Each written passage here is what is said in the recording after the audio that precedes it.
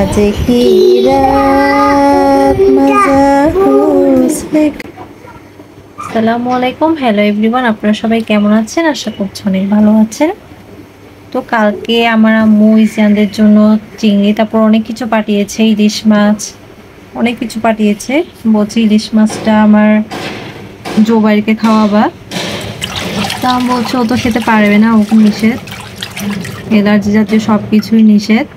তো বলছে আচ্ছা তাহলে তুমি খাবার কি, এখন আমাকেই খেতে হবে পুরো মাছটা। মাশাআল্লাহ দেখুন মাছটাতে কিন্তু অনেক তেল, তারপর ডিমও হয়েছে দুটি বড়। খালাকে বলেছি আজকে শুটকি দিয়ে কাঁকরোল রান্না করতে, তো খালা দিয়ে গেছে চুলায়। ওনার নাকি দেরি হয়ে যাচ্ছে, আবার তাড়াতাড়ি চলে যাচ্ছে, বলছে তুমি দেখিও বাকিটা। আচ্ছা ঠিক আছে। তো আমি ইলিশ মাছটা আমি রান্না করব বলেছি, কারণ খালাকে তো বলা যাবে না কিভাবে না কিভাবে রান্না করে দিয়ে চলে যাই। ওনাকে বলেছি যে ইলিশ মাছটা কেটে একটু ভালো করে পরিষ্কার করে ধুয়ে আর আমার জন্য পেঁয়াজ কেটে রাখলে হবে, বাকিটা আমি করে নেব। তো মনে মনে তো খুশি যে কাজ একটা তো ফাঁকি দেওয়া যাচ্ছে। তো এবার ইলিশ মাছটা আমি তাড়াতাড়ি রান্না করে নিই, ইজিয়ানদেরকে গোসল করানো বাকি আছে, অনেক কাজ। আর ইজিয়ানের কথা তো কী ভাই বলবো, ওকে লিখতে বসিয়েছি আমি, বলছি ক থেকে তালিবর্ষ পর্যন্ত সব লিখো। এই যে আমি একটু সরেছি ওর পাশ থেকে, ও কতবার যে উঠছে, পানি খাবে, তারপর ওয়াশরুমে যাবে, কত যে বাহানা। একবার পেন্সিল এই যে নিবটা ভেঙে ফেলছে, বলছে যে দেখো মা পেন্সিলটা ভেঙে গিয়েছে আর পারতেছি না লিখতে, কালি নেই, মানে অনেক বাহানা তার না লেখার জন্য। বড় ইলিশ মাছ দিয়েছে, তো আমি যেহেতু একাই খাবো তো অর্ধেক রেখে দিয়েছি, আমার জন্য জাস্ট কয়েকটা টুকরো নিয়েছি। ইজিয়ান জায়ান খাবে, আমি খাবো। তারপর খালাকে আজকে চুলা তারপর এগুলো সব জ্বালা পরিষ্কার করতে বলেছে আমার শাশুড়ি কাজের শেষে। তো বলছি যে খালাকেও আজকে ভাত খাইয়ে দিব, ইলিশ মাছের মাছটা খালাকে দিব, যা খুশি হবে, দোয়া করবে আমার ছেলেদের উপর। তো তেলের মধ্যে পেঁয়াজ একটু নরম হয়ে এলে আদা রসুন বাটা দিয়ে দিলাম, আদাটা একটু বাড়িয়ে দিই। আচ্ছা হয়েছে।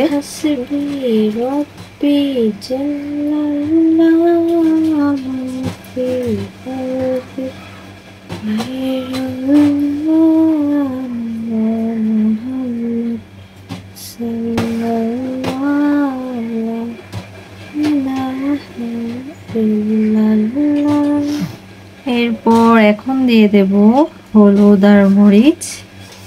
প্রথমে হলুদ দিয়ে দিই উপরে, পর মরিচটা একটু বাড়িয়ে দেব যেহেতু আমি খাবো শুধু।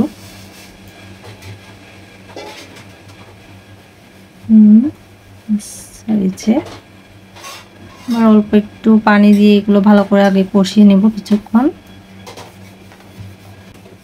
কষানো হয়ে গিয়েছে, তেল উপরে উঠে এসেছে, এবার আমি মাছগুলো একটা একটা করে দিয়ে দেব। এখন ডিমগুলো মাশাআল্লাহ অনেক বড়, আর মাছটাও গন্ধে বোঝা যাচ্ছে যে খুবই মজা হবে মাছটা। মাছের টুকরো তো বড়, তো আমি যেহেতু এটাতে দিচ্ছি, এখানে কি আটবে? আসলে আটবে না বোধহয়, এটাতে মনে হয় আম্মু আটবে না, দেখেন, কারণ মাথাও দিলে আটবে না তো এটাতে। আচ্ছা দেখি না, আটবে না আরেকটাতে দিই। এই যে দেখেন আটতেছে না, মাছ উল্টানো যাবে না তো, ভেঙে যাবে মাছ, হচ্ছে না। তো আমি আরেকটাতে দিই।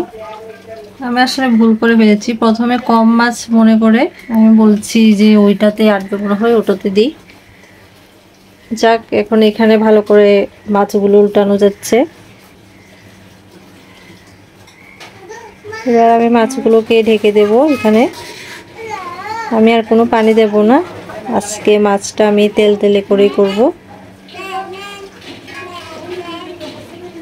কষানোর জন্য জাস্ট সামান্য একটু পানি দেব, একটু পর কষানোর পর। এই চলো আসো, তোমাদেরকে ভাত খাইয়ে দিই। দেখো ইলিশ মাছ দিয়ে নানু দিছে যে, এই যে দেখুন আমার ইলিশ মাছ রান্না হয়ে গেছে, খুব সুন্দর হয়েছে কিন্তু রান্নাটা মাশাআল্লাহ। টমেটো দিলে আর একটু ভালো হতো, বাসায় টমেটো ছিল না। এই ইজিয়ান, তুমি আগে ওকে টিভিটা ছেড়ে দাও, একটু শান্ত হয়ে বসুক।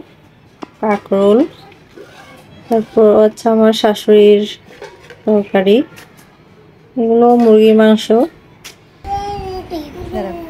आज की रात मजा हुस्न का आंखों से लीजिए, आज वक्त बर्बाद नबी बात की बातों में लीजिए, वक्त बर्बाद बात की बातों में लीजिए, आज की रात मजा हुस्न का आंखों से लीजिए, आज की रात मजा हुस्न का आंखों से लीजिए। ये